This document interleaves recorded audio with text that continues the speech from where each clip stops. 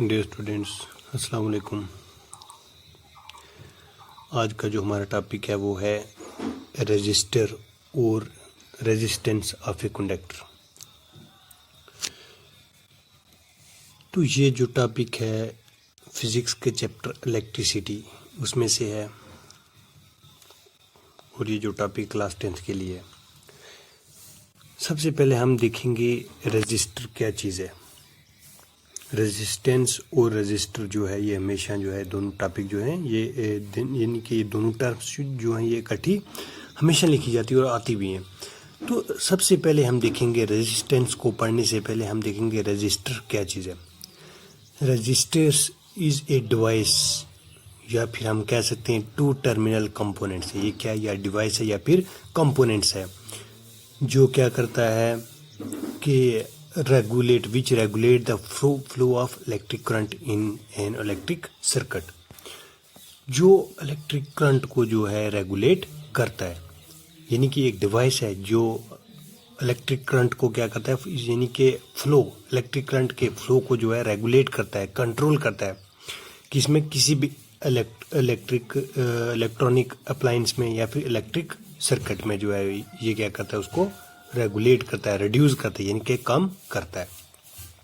तो आपने देखा होगा जितने भी जो इलेक्ट्रॉनिक चीज़ें, इलेक्ट्रॉनिक अप्लायंस वगैरह हैं, तो इनमें सब में जो है तकरीबन ये जो रजिस्टर वगैरह है ये लगा होता है।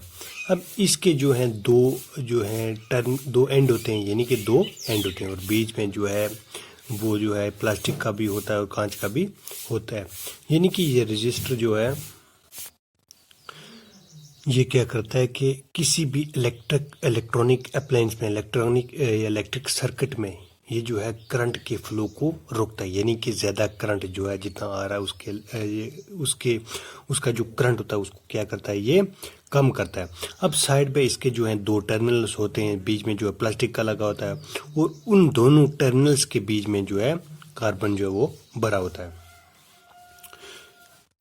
दोनों टर्मिनल्स के बीच में कार्बन भरा होता है। अगर एक टर्मिनल से जो है करंट फ्लो कर रहा है मिसाल के तौर पर 10 एम्पियर, तो दूसरे टर्मिनल यानी कि दूसरी साइड में जो है ये रजिस्टर के दूसरा जो एंड होता है उस पर जो है वो करंट कितना जा रहा होता है, 8 एम्पियर। इस तरह जो है ये क्या करता है, रेगुलेट करता है, यानी कि या फिर हम कह सकते हैं कंट्रोल, इलेक्ट्रिक करंट को, जो फ्लो ऑफ इलेक्ट्रिक करंट है जो है इसको क्या करता है, कंट्रोल करता है, या फिर इसके जो है इस फ्लो को क्या करता है, कम करता है। और कम करने के बाद जो है ये क्या करता है, इलेक्ट्रिक करंट के फ्लो को एडजस्ट करता है। सिग्नल लेवल जो है वो भी, उसको भी ये क्या करता है, कम करता है। डिवाइड वोल्टेज को भी डिवाइड वगैरह करता है। और जो भी ट्रांसमिशन लाइंस वगैरह जो हैं उनको ये क्या करता है, एडजस्ट वगैरह करता है। यानी कि इन तमाम चीज़ों को ये जो है रजिस्टर क्या करता है, एडजस्ट करता है। और ये जो इस रजिस्टर है इसका जो SI यूनिट है वो क्या है, ओम। यानी कि इसका SI यूनिट्स, इसको मेज़र किस में किया जाता है, ओम्स में जो है वो मेज़र किया जाता है। अब हम जो है पढ़ते हैं resistance of a conductor. Resistance यानी किसी चीज़ का, कंडक्टर वो मटेरियल होता है जिससे करंट जो है पास होता है। अब किसी भी कंडक्टर का रेजिस्टेंस क्या है, it is defined as the property due to which it opposes the flow of current through it. It is denoted by letter R and is equal to the ratio of potential difference across it ends to the current flowing through it. इसका मतलब ये जो है, जब register क्या है, device है, और ये जो रेजिस्टेंस है ये रजिस्टर की क्या है, ये प्रॉपर्टी है। यानी कि रेजिस्टेंस एक डिवाइस है, कंपोनेंट है, आला है, तो ये जो रेजिस्टेंस है ये उसकी एक प्रॉपर्टीज है, यानी कि खसूसियात है। ये जो प्रॉपर्टीज होती है ये क्या करती है, अपोज करती है। यानी कि इलेक्ट्रिक करंट को जो है, ये जो है रेजिस्टेंस, ये जो प्रॉपर्टी होती है रजिस्टर की, जो है रेजिस्टेंस क्या है, रजिस्टर की प्रॉपर्टी है। और ये जो प्रॉपर्टी ये क्या करती है, इलेक्ट्रिक करंट के फ्लो को जो है वो रोकती है। और रेजिस्टेंस को जो हम डिनोट करते हैं वो किससे करते हैं, लेटर R से। यानी कि रेजिस्टेंस को हम डिनोट किससे करते हैं, R से। और ये किसके बराबर होता है, ratio of potential difference across it ends to the current flowing through it. और इसका जो SI यूनिट है वो क्या है, ओम। और इसको जो है रेजिस्टेंस यानी कि रेजिस्टेंस को डिनोट किया जाता है ग्रीक सिंबल ओमेगा से।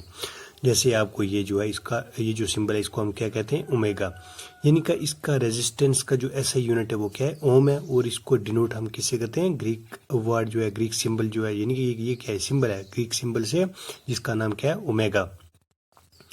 तो resistance of a conductor is said to be 1 ohm if 1 ohm is equal to 1 volt upon 1 ampere, यानी कि R is equal to V upon I। तो ये जो है उस वक्त हम इसको कहते हैं, रेजिस्टेंस ऑफ कंडक्टर को उस वक्त हम 1 ओम कहते हैं जब ये किसके बराबर होता है, 1 ohm is equal to 1 volt upon 1 ampere के जो है बराबर होता है। और इस रेजिस्टेंस की एक बात है, जो रेजिस्टेंस यानी कि रुकावट, रेजिस्टेंस क्या हो गया, रुकावट, रेजिस्टेंस जितना ज्यादा होगा उतना क्या होगा, करंट जो है वो ज्यादा होगा। रेजिस्टेंस जितना ज्यादा होगा उतना करंट जो है वो क्या होगा, कम होगा। अगर ये जो रेजिस्टेंस है ये क्या होगा, कम होगा, तो ये जो करंट है ये क्या होगा, ये ज्यादा होता है, यानी कि करंट जो है ज्यादा आ जाता है। अगर रेजिस्टेंस कम है तो करंट ज्यादा होगा, रेजिस्टेंस ज्यादा है तो करंट कम होगा। हमें जो है ये कौन बताता है, ओम्स लॉ जो है, V जैसे R is equal to V upon I। तो ये हमें किससे पता चलता है, रेजिस्टेंस बाय ओम्स लॉ। अब हम पढ़ेंगे ये जो है factor on which resistance of conductor depend, कि कौन से फैक्टर हैं जो रेजिस्टेंस, कंडक्टर का रेजिस्टेंस है वो डिपेंड करता है।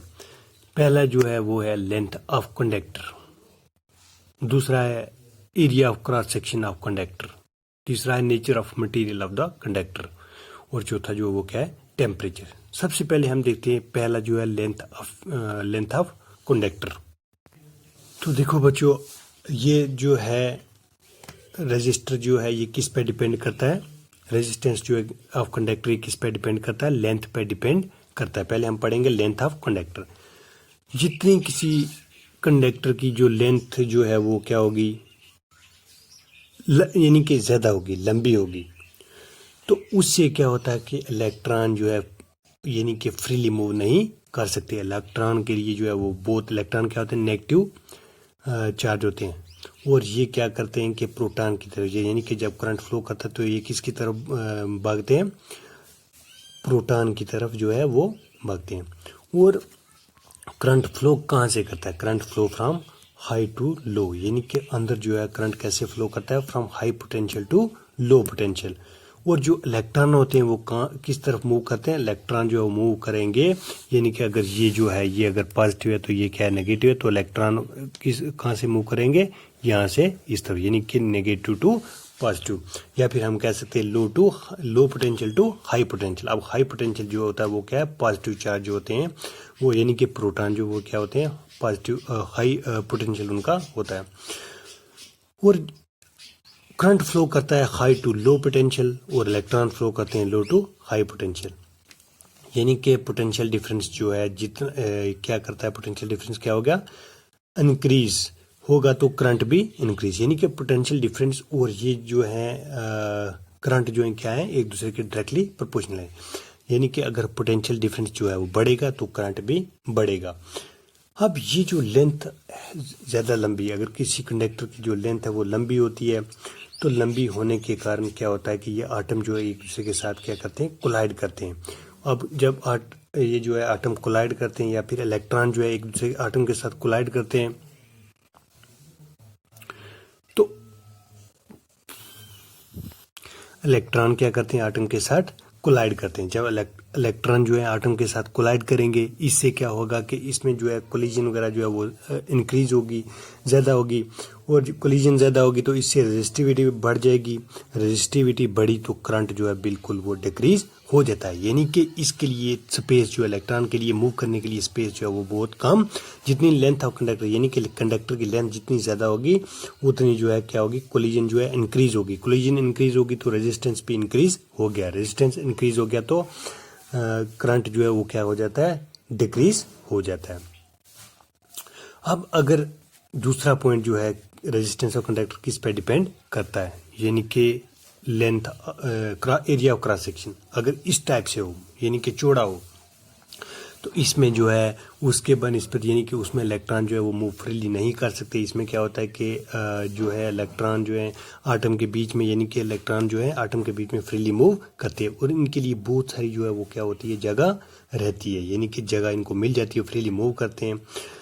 तो उससे क्या होता है कि करंट का जो फ्लो है वो यानी कि अगर इसकी जो है ये क्रॉस सेक्शन में तो कोलिजन क्या होगी, डिक्रीज होगी, रेजिस्टिविटी डिक्रीज होगी और करंट जो है वो क्या करेगा, इंक्रीज होगा। यानी कि उसके मुकाबले में ये क्या उसका अपोजिट है।